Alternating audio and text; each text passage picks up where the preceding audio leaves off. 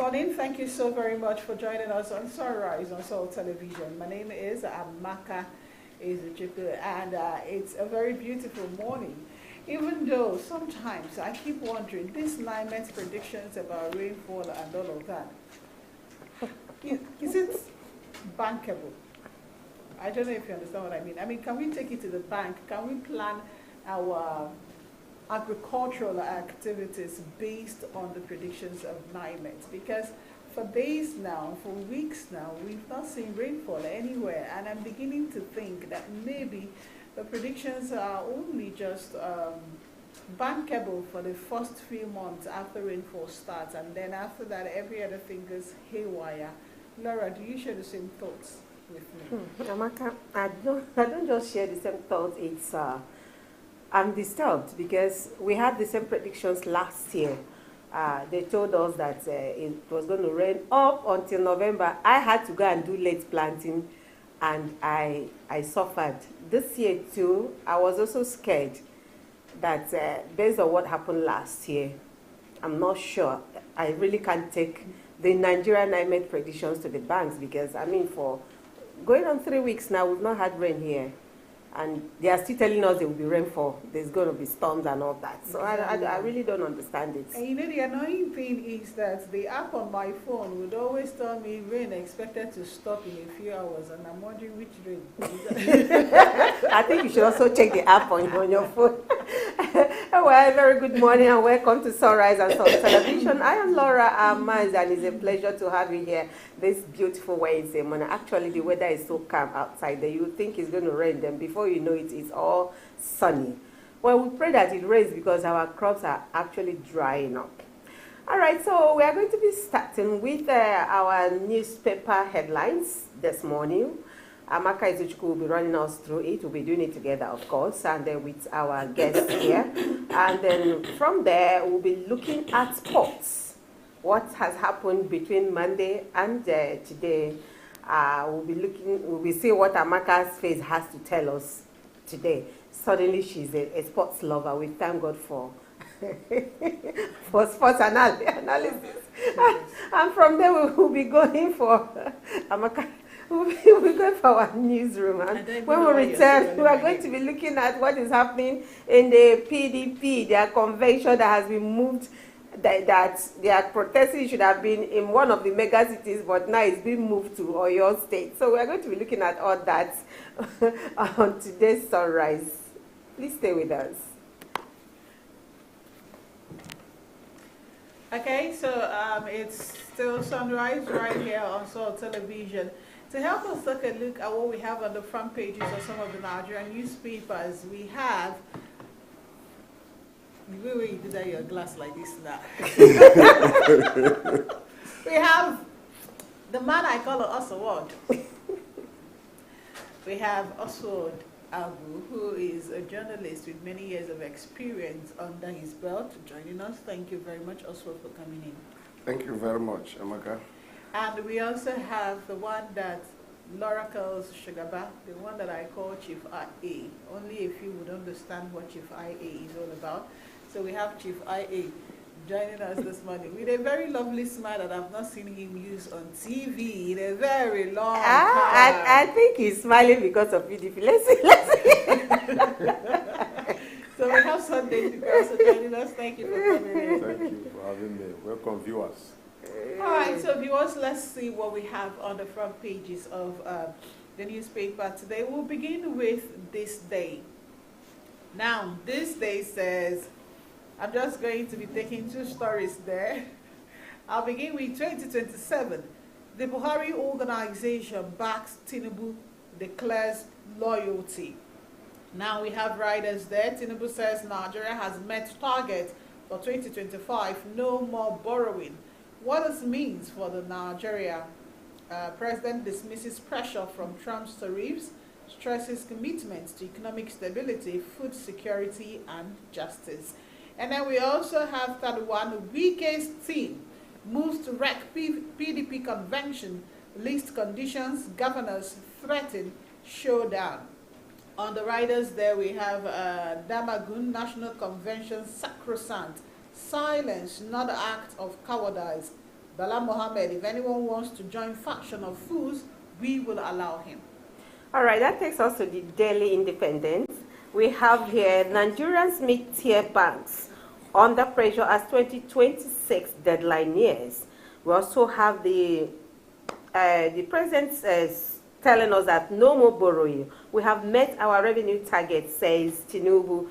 And we also have up here, it says, convention PDP governors, leaders talked of, there's Wike orders. I think that's the much we can take from the Daily Independent. Daily Trust has this one. Fox disrupts Kasina elders meeting as rather leads stakeholders to Tinubu.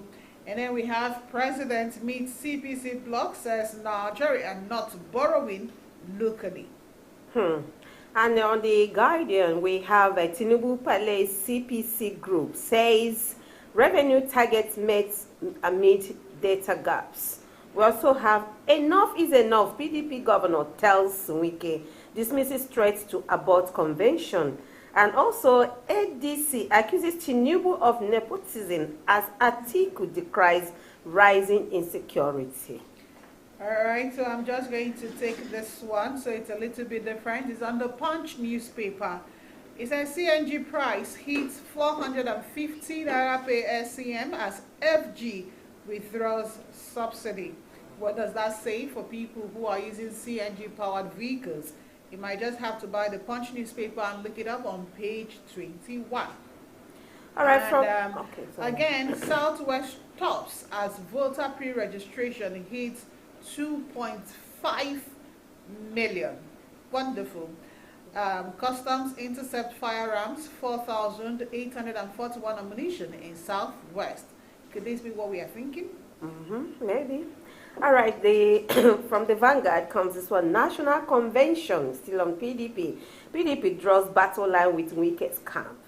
And then there is also the writers that says, states have no excuse not to pay beyond 70,000 minimum wage. We also have here National Assembly cautions WAEC on planned CBT rollouts. Okay, the 3 Lagos lecturers found dead in makeshift apartment. Oh, that one is, I don't know what to make of that. All right, that's the much we can take from the Vanguard. All right, so let's get right into it and see what exactly has been happening. I know the gentlemen in the studio are itching to delve into the Wike convention. And let's keep that for the last as we look at this story that says custom intercept firearms, 4,841 ammunition in Southwest. You know, when I first saw the story, it didn't really mean anything until I saw Southwest. And I'm thinking, are we gearing up for elections already? That's what it is. Each time we are approaching electioneering year, people start to do all this kind of illegalities.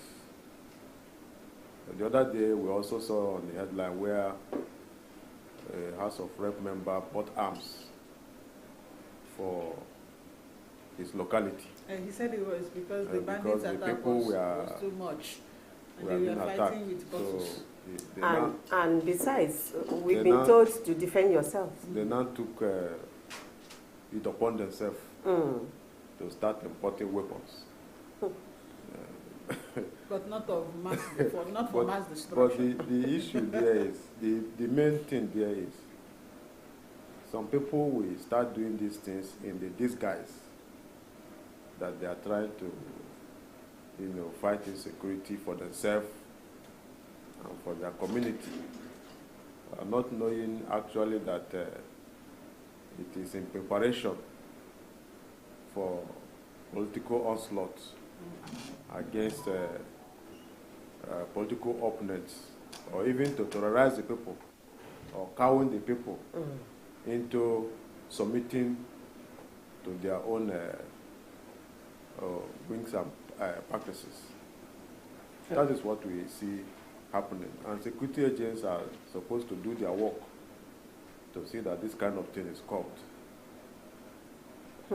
I'm just worried because it's a very wrong signal for the peace and unity of this country, and I think it's not good. You see, whenever there is a crisis, some people who gain from the crisis, they capitalize on it and do a lot of things. If there is a crisis here now, some people who are evil will go for shoplifting, and they now begin to feel that they are all part of the crisis. Yeah. But now, whenever we have election, for these things to be coming up, it doesn't speak good of our leaders in particular, because it's really pointing to something dangerous for this country. And why are security agencies not rising up to the occasion? I'm beginning to feel that there is a collaboration between the top politicians who are doing this and the security agencies. Some of them even help them to ship these arms. So it's very, very dangerous trajectory for this country. We need to do something about it. That means we need to commend customs for intercepting these, I think, 15 rifles and all this many ammunition, even drones also were also intercepted. But in my head, I'm thinking, because when you read that story, you hear that they said it was coming from a particular bush path. So I am still thinking, so do we still have bush path that is from another country Yes. to another country? Yes, we do. Are we really serious about No, when you go security to in the places country? like Oyo State, for instance, Isheyi or Lofin, you understand, they have bush paths and that links to the Cameroon. And that's what I'm You saying. understand? So there is at this, that. Not at only this time- Everywhere, all the other areas, yeah, even we through do. the Calabar, We do. They are No, porous even border. in Ebonyi itself. That's what I'm saying. So is Nigeria being very serious when it says it is the security of lives and property is priority? When we have, you can even go to someone's house, the next place is a different country. Are we really serious about securing the country? I think what is even more scary for me is the fact when they do these interceptions, where does those arms end up? Exactly where eventually? You see, You understand? You just Where hear do it we on just news hear it that to it say came that out. okay, they are You working. wouldn't know what At the end of the day, later where happened does it behind really the end door. up? That's you what know, we should be most times talking. when we talk about community policing, people think it's all about vigilante groups. And that is not what it is. When I was basically staying in my community, there's this thing we do. Each age grade, they have days to police the community. Are you getting it? Sure. This day is for this age grade, the other day is for the other age grade. So what they do is whatever is suspicious within the community, you allow the vigilante group or you allow the police. That is community policing. Vigilante is just to, could be set up by the community as a whole or the local government. But community policing is the individuals in that community. Once you see something that is suspicious, you alert the next person. And then before you know it, the people are rounded up. Yeah. But these days, it's not done. People keep quiet. You see somebody that is suspicious in your community, you don't say anything. Because people That's are wrong. complicit, especially when the leaders. Because when I know that, like you rightly pointed out, in most African communities, by the way, there's a traditional way of, policing, like you mentioned. Those days, a stranger enters, definitely, and you want to find out who is this person. But these days, before the stranger enters, there is somebody that has told him, this is what and what we have here, and this is where you can stay, and nothing will happen to you. And of course, you go and pay homage. We've seen it play out in most states, even in the southeast here, where you've seen leaders, traditional institutions being complicit in the security architecture of that Exactly community. what I want to say. Sorry, Amaka. You see, I have problem with how to manage this thing because you cannot divorce these happenings from interest. Once you mention something like South-West, and we know what that matters. There is interest in all these things. Even in our local communities, there are people who have interest in that. You just need to prompt them with little gift, and they will let the thing pass. Because they are protecting one interest or the other. That is politics. Okay, I think that's a good place to leave then. All right, I want us to look at this on the Daily Independent. There says, no more borrowing. We have met our revenue target, says Tinubu. Now, President Tinubu is telling us that there will no longer need to borrow money to finance the federal government's projects for the year 2025 because they have met their target for the year. I don't know. What do you make of that, Sonny? They actually met it. He said they met it in 2025, and they will no longer borrow from local banks. Local banks, not Okay, not foreign. not foreign. And also says that Trump's tariffs. You know they fear again. You know they because fear now am. the They don't revenue complete was the from the statement. non-oil Sector. Yeah. Yes. So we don't know if you are not borrowing No, locally. Actually, Does that mean you borrow internationally? it's a good one. No, there's local borrowing, just as he said, and there's also International. foreign one, the one that runs in trillions. Yes. And that is the one that chokes. It's extended to so many years. It 10, takes 20 a lot years of and time the rest to of pay it. off.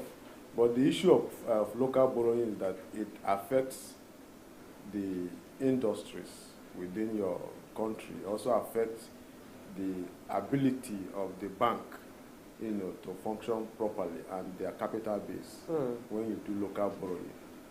But looking at what he said critically, it's a good development because he's the one in charge. He's the one that has the information on such matters, and it's a good thing to hear that we have this kind of situation, and it also calls for seriousness on the part of the federal government, so that we will stop hearing issues of doctors going on strike, ASU going on strike, and all that, strike here and there.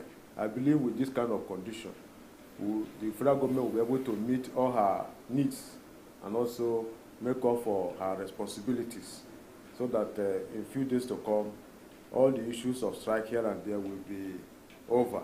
And also, it will also trickle down to the state government and local government, so that they will be able to pay their workers properly and also carry out projects as on when they. If you look at the recent happening in Imo State, where the state government increased salary, if you check very well, even our own state government did not make headline in most of the supranational dailies. Those news did not make headline because there are issues underlining such increments, and that is why they were not super headlines. Sure. So I believe with this kind of development, we will have better pay for workers, and state government and local government will also have good income to carry out projects. But also, do you see that happening? When I look at such headlines, sometimes what comes into my mind is the disparity or the gap between data and reality. Sometimes we don't have the data, like you said, quite all right. I congratulate the federal government, but how much is it going to impact in the life of people? And how are we even sure that it's not a political statement? Good, that's what I said, the gap between data and what is on ground. Yes. Because when we look at it now, the common man, the interest of the common man is having a better life, better welfare for the citizens, and that's the essence of government. So when these things are not made, and you are telling us that this thing is like this is that, data sometimes does not represent realities on ground.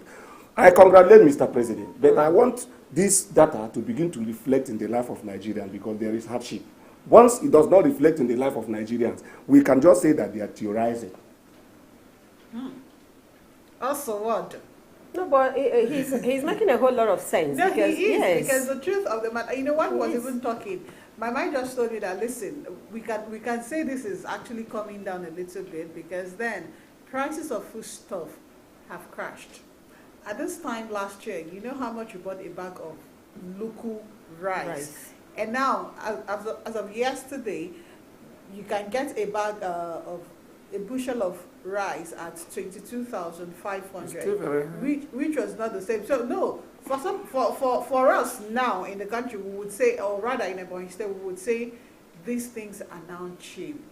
And then you now want to think back and say that at some point, I personally bought a bushel of rice for 3,750 Exactly. naira. And what was that your purchasing power? And that was expensive at the time because Good. prior to that it was 1,700. Good. Do you understand? And then it just occurs to me that Nigerians, being the Nigerians that we are, we already adjusting to the hard life. Adaptability. Oh We are- no, we are- we are it is adjusting in to human it. nature. It's not just it's not about being in Nigeria. It's No, about but adaptability. you would agree with me that Yeah. in other clients, you would have had protests, you would Exactly. have had Because it's not issues. that protest wasn't happening, but we were not allowed to express ourselves, and you know that is the truth. Anyway, When people come out what I'm to- saying yes. is that when Tinubu says, because if you read our story where he's saying no more borrowing, it was when he was playing host to the CPC block of the APC. Okay. Mhm, He parleying was- with them. Yeah, he was saying that the economy has been stabilized and prices of food items are now cheap, and that he's going to be rolling out a whole lot of things in the agricultural sector so that things will just get better for the ordinary Nigerians. And already some people are hailing him and saying, "Sir, you have even tried.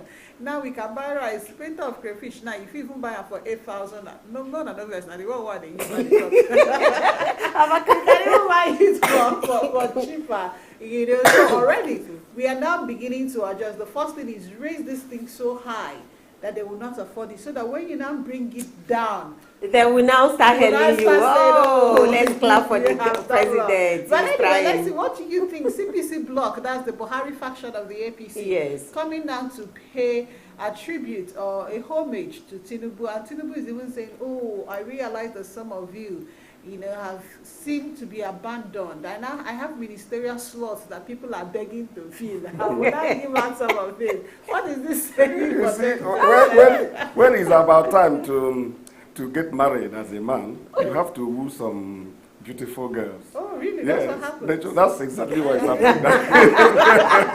Exactly what is happening. You can't separate Buhari from Tinubu because Buhari is like the father of Tinubu, and the parties, the conglomerate that made up APC, CPC was very prominent and is still very prominent, and election is gearing up, and this man will really need to gather his people. But when you look at that and the gulf defection that is happening in the corner, from the APC to ADC, then you begin to wonder, these ones that are palling, the so-called Buhari's camp that is now palling with Tinubu, who are they? Are they factions? Those are the things the questions we should be asking, because the truth of the matter is that North is protesting against APC. And these are the same set of people that these are the same North. APC, it was made up of, people who were on that Exactly. basis. We are mainly Northerners who says we are for you. We are going to go back and hand exactly. you over the North. And then they are defecting. So I don't understand. Anyway, the politics is beginning it's to... still playing out. It's Like I playing said, out. politics So is a game of interest. It is. People that are visiting the president are visiting the president for their own gains, number one. Yeah. Okay. Number two, they are visiting the president. Paraventure, the president wins again. Please remember me, Oga. I supported you. So a lot of things play out in politics. So Well, let's all just watch. The president has already said, I have some ministerial slots that Okay. are empty. No, That people have been You can start from in politics, there's no defined rule. Yeah. People, My brother. Yes, there's no defined rule. People play the way they think it could be profitable to To them. them. A few days ago, you saw some faction of AMPP, of APC, where they were saying they are not taken care of, that they have been left behind. And now today you saw another faction of the APC, CPC bloc went to see Mr. President in the name of appreciating him For the good for he's the- been doing. for how he accorded Buhari a a good state estate. burial. But the issue, the underlying issue there is that this is an individualistic Interest. So some persons went there to say, Oga, we are the one with you. We are still waiting. Oga, we still there. When I was in school, there's one statement somebody made when I was there. The statement said that no matter how awkward a concept, a theory is, there are people who will still sacrifice their life to defend that concept or theory. Which is But true. but do And we still have exactly what such is people happening in Nigeria? politics. Even the worst of leaders on earth that kill people arbitrarily, you see people supporting them. Why are they supporting them? That's the question you ask yourself. Interest. They are getting something from it. So, but I'm not saying that these people are. I'm not saying that Nigeria have bad No, leaders. politics is all about interest. Anyway. What we are saying is that these people have decided that, since our patriots died a long time ago and the burial had been forgotten and all of that, let's just bring it and say thank you for that burial. For adventure, there'll be a funeral, And you know that the Yoruba tradition, Don't be surprised. they will always tell you, thank you for yesterday. If you do something for them today, they will come and tell you tomorrow, thank you for that thing when you do yesterday. Then next tomorrow, they will come and tell you, thank you for the same thing when you do that thing when you do day before yesterday. They are still thanking They are still thanking you reminding for you that it. it's Reminding you that, thank you brings another thank you. So I think they're just playing to the tune. Don't be surprised that a few days to come, another faction of APC. the ACN group, Yes. ACN faction will come. Another faction will Will come. say, Oga, we are also here.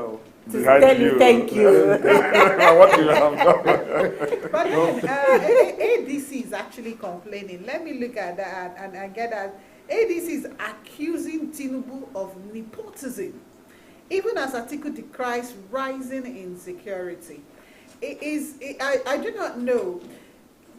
Does it mean that being an opposition in Nigeria means not ever seeing anything good that the other party does, even if it was something you yourself started or you were doing as someone in power? And it might even do worse. There's no rule, just as I said earlier, there's no rule to the game. What you do as an opposition is to amplify the wrongs of the other party, make it glaring to the public, so that people will continue to have bad perception of that your rival. And by so doing, you can now take over the ground. That's what they do in politics. You saw when Lai Mohammed, in those days, when APC came on board. Yeah, we had Lai Mohammed there. You His life, you saw how he tackled PDP those days. Yeah, seriously. With propaganda. Everything was always PDP's fault. Yes, and brought over the general public to their own interest. That's what they do in politics. It's only for the learned per se to be able to see in between the lines and be able to bring out the truth. The bottom line of all these, the bottom line of all these things is that we are still immature in our politics. And you see, the only ideology political parties have in Nigeria is grab power, be on the leadership. I think it's stomach infrastructure. That's just the only point. We the don't have ideology. If political parties have ideologies. I'm trying to remember the political candidate that says, grab the box. No, don't go Go there. with it. So that's the problem. We are still not mature in our democracy. Grab it, you run. I'm trying to remember. In other climes where their democracy is more mature than ours, they criticize government based on policies and programs and ideologies.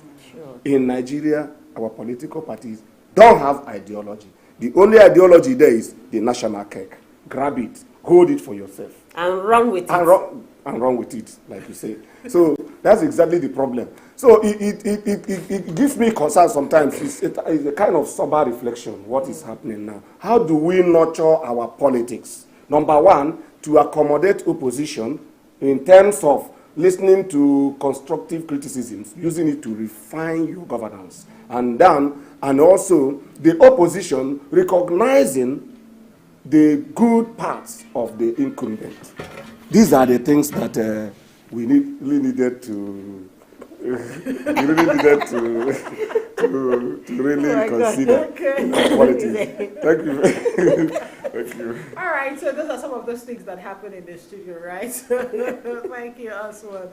And as we gradually coast home to make way for Sunrise Sports, I cannot let those two gentlemen leave if they did not weigh in on the PDP versus PDP matter that has been happening.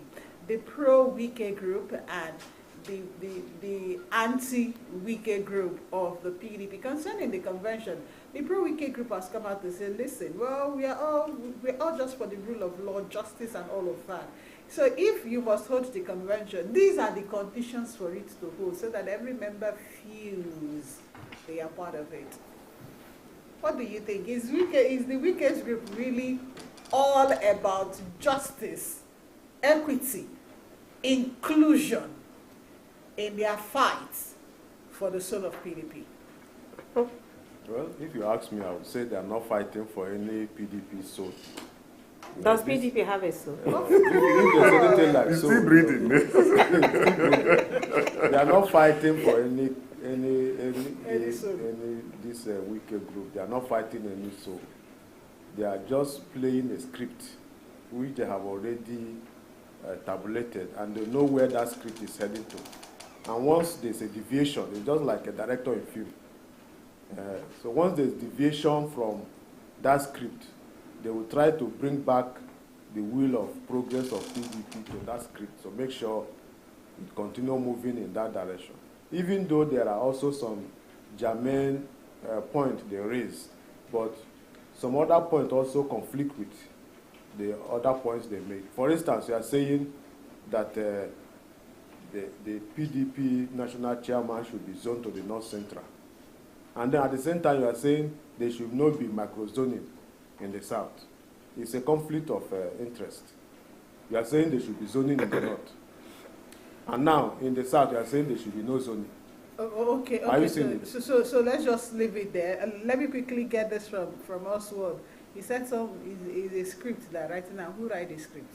They wrote the script now, and they are following it up. Each time PDP is not going to that script, they try to start making press conference to make sure that PDP told that lie. And they know where they are heading to. Did we even make a press conference last month? I think yes, either on Monday or 2 days ago. Yes, there was a press conference. Taken to making press yes, he did, but I didn't watch. There are some emergency ones also. Yeah, there were emergency ones. In fact, I even said he would have cancelled if he had known that the this woman that died, the police chief. Not the police chief, the I'll remember the name for FCT, okay. Civil Service, Head of Civil Service, yes, yeah. FCT. That he would have cancelled the press conference. That is how much he loves her, and that she was a very hard worker, and was even recommending her to the president for further appointments. Oh my God! And on that note, let's just cancel the review of the front pages of the newspaper headlines. Oswald is like no he was itching. There's no time. There's no time because there's much to talk about. Friday is another day. Yes. Thank you, gentlemen, for coming in. Thank you so much. We loved having you. All right, we'll just take a quick break now. When we return, it will be time to bring you Sunrise Sports. Please stay.